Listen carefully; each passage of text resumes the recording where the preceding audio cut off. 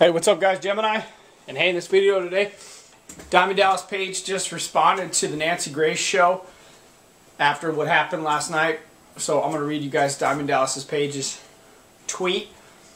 And not only that, but I'm going to show you a clip of an ESPN guy ripping into the Ultimate Warrior in professional wrestling. So let's get to it. Okay, here you go. Here's Diamond Dallas' response to the Nancy Grace show. I went on Nancy Grace last night expecting to discuss the Warrior, man. Had I known the only topic discussed would be steroids, I would not have participated. At the time, I was also unaware of the list that was shown to the viewing audience. To imply that all of the wrestlers on the list died from steroids was wrong, and for that they owe the families an apology. Again, my only intention was to discuss the Warrior, the man, and share some stories about how dedicated he was to the wrestling business. I am saddened that was not what happened, and my thoughts remain with his family. Wow. DDP just unloaded on the Nancy Grace show on Twitter, and I agree. If he was there to talk about the Warrior and he wound up talking about steroids, then he got worked over if he got told one thing and another thing happened. But that's DDP's response to the Nancy Grace show.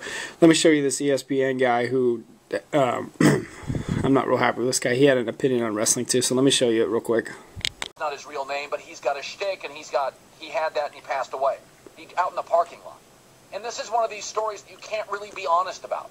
Because we all know the real story, that 5 guys in their 20s have died in wrestling, 25 in their 30s, 45 in their 40s. I've got all the list here.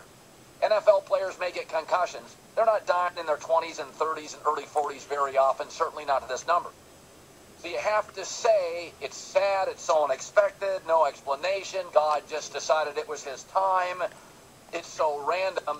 But the story behind the story is, drugs, painkillers, and HGH, it's the roll of the dice of pro wrestling, dudes with limited options, not good enough to play pro sports.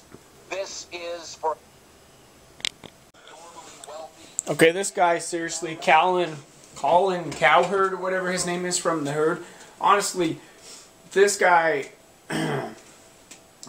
I disagree with him because he makes me really mad because he says that these wrestlers are dudes with limited options that aren't good enough to play pro sports. Bull crap that these guys are not limited to playing pro. So half these guys could probably be in the NBA. And you tell me Titus O'Neil couldn't play in the NFL and the NBA?